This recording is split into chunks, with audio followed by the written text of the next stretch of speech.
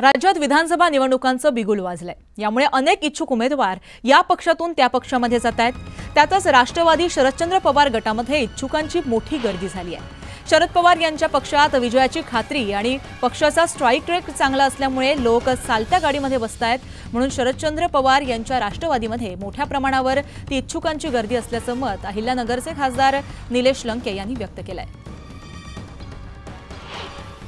राजकारणामध्ये बरेच राजकीय पुढारी चालत्या गाडीत बसत असतात। ज्या गाडीचा स्ट्राइक रेट चांगला आहे ते म्हणजे आदरणीय पवार साहेब आणि राष्ट्रवादी पक्ष, त्या गटामध्ये प्रत्येकाला असं वाटतं की आपण त्या पक्षात गेल्यानंतर आपलं सीट विजयीच होईल, ही खात्री आणि हा विश्वास असल्यामुळे बऱ्याच जणांना पवार साहेबांकडे येण्यामध्ये लोकांचा जास्त कल आहे। नांदेड लोकसभेची पोटनिवडणूक अशोक चव्हाण लढवणार अशी चर्चा सध्या रंगली होती। मात्र आपण लोकसभा पोटनिवडणूक लढणार नाही असं वक्तव्य अशोक चव्हाण यांचं आता समोर आलंय। लोकसभा लढवण्यासाठी मी इच्छुक नाही, तर पक्ष जो उमेदवार देईल त्यांच्या मागे मी खंबीरपणे उभे राहीन असं अशोक चव्हाण म्हणाले। तर विधानसभा निवडणुकीच्या अनुषंगाने उद्या जरांगे पाटील यांची बैठक बोलावली आहे। तर जागा वाटपाच्या चर्चेसाठी काँग्रेसचे राज्यातील नेतृत्व सक्षम नाही याबाबत राऊतांनी केलेल्या वक्तव्यावर देखील अशोक चव्हाण यांनी प्रतिक्रिया दिली आहे।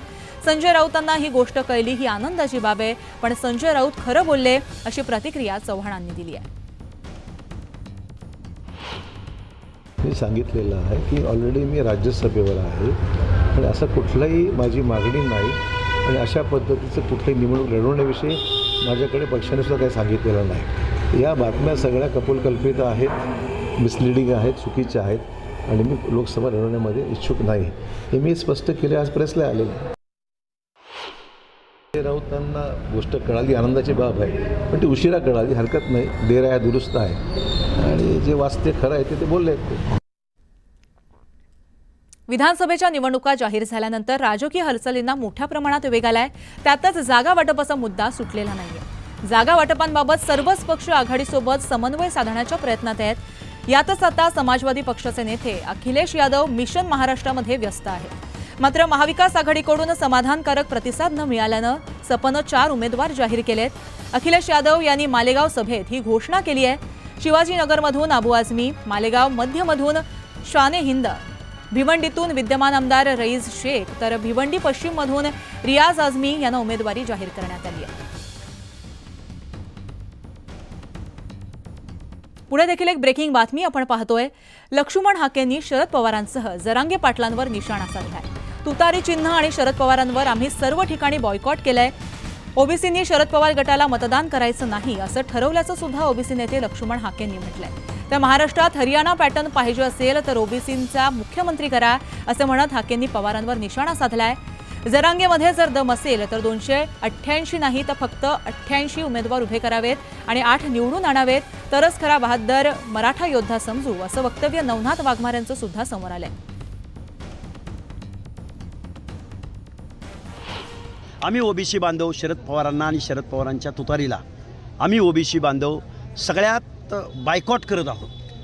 कुणाला मत द्यायचं नाही हे ठरवलंय तर आम्ही तुतारीला द्यायचं नाही असं ठरवलंय। कारण त्याचं कारण असं आहे की आमच्या हिताची भाषा शरदचंद्रजी पवार कधी बोलले नाहीत आणि जरांगे नावाच्या माणसाला ते सतत पाठिंबा देत आले। मुंबई महानगरपालिकेच्या रुग्णालयांमध्ये कंत्राटी पद्धतीवर कार्यरत असलेल्या चतुर्थ श्रेणी कामगारांना नवीन भरतीमध्ये सामावून घेणार नसल्याचं समजतंय। त्यामुळे या कामगारांमध्ये चिंतेचं वातावरण आहे।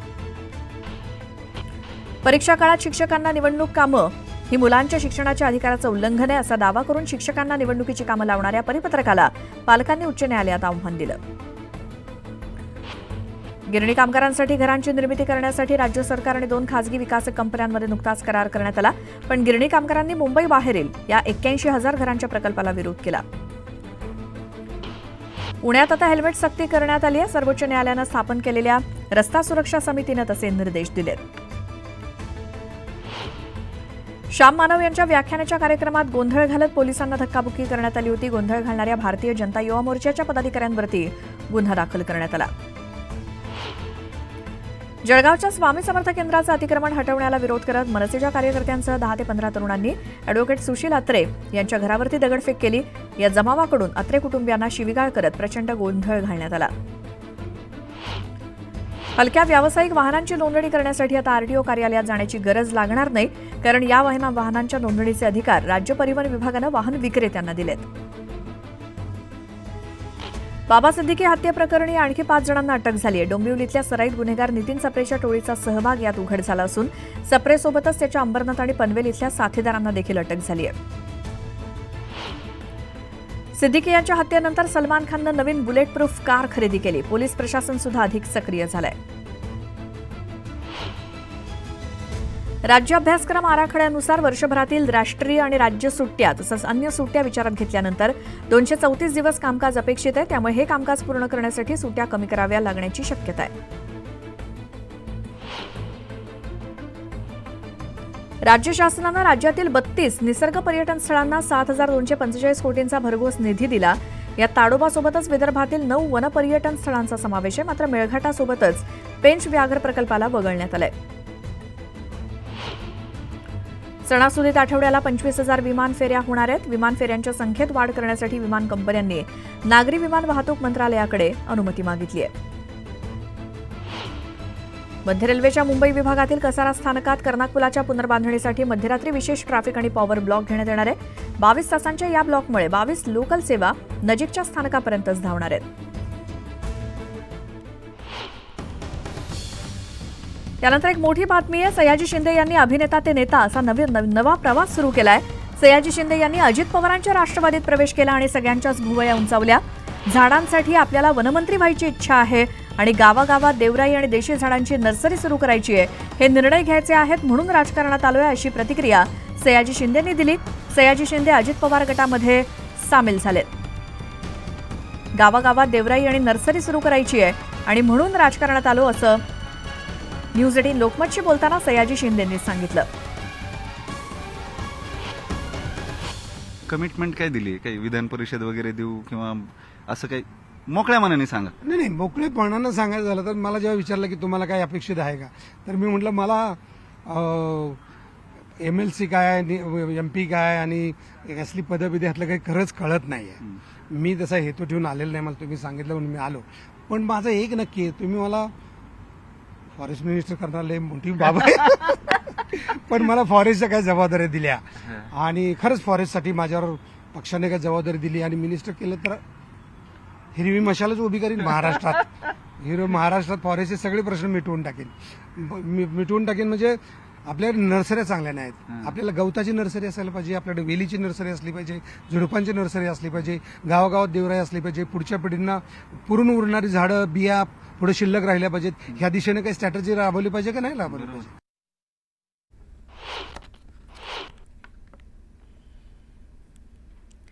परभणीच्या पूर्णा येथील कृषी उत्पन्न बाजार समितीमध्ये सोयाबीनची आवक वाढली आणि सोयाबीनला मिळत असलेल्या दरामुळे शेतकरी हैराण झालाय. यावर्षी अतिवृष्टीमुळे जिल्ह्यात सोयाबीनच्या उतार्यात मोठी घट झाली.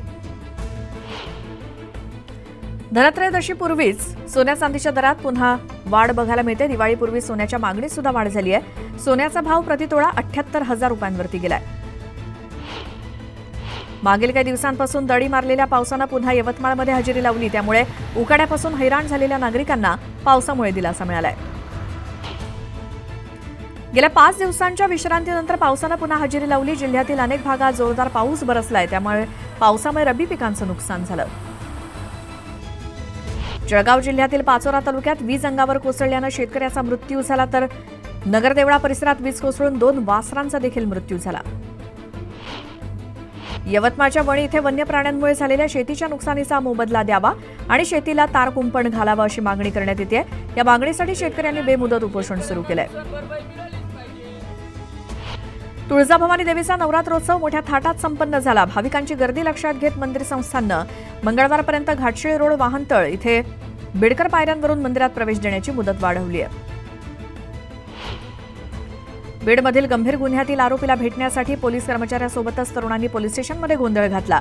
या प्रकरणी 4 पोलीस कर्मचारी तडकाफडकी निलंबित करण्यात आले. बिहारमधील बांका इथे एका वेगवान ट्रकनं 5 कावड यात्रेकरूंना चिरडलं. या अपघातामुळे संतप्त झालेल्या लोकांनी पोलिसांवरती दगडफेक करून जाळपोळ सुरू केली. हरिद्वारमधील लक्सर इथे एका घरावरती हल्लेखोरांनी गोळीबार केला. याचं सीसीटीव्ही फुटेज समोर आलंय.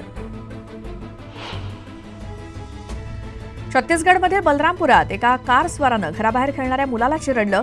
अपघाताचं सीसीटीव्ही फुटेज समोर आलंय. यूपीच्या अमरोहामध्ये मुलांच्या भांडणात 2 गटात हाणामारी झाली. दोन्ही बाजूंकडून दगडफेक करण्यात आली. मध्य प्रदेशातील शहडोलमध्ये चोरट्यांनी पोलिसांसमोर गोदामाची तोडफोड केली. दरवाजा उघडून लाखोंचा माल फेकला. गुंडांच्या गुंडगिरीचा व्हिडिओ सीसीटीव्हीत कैद झालाय.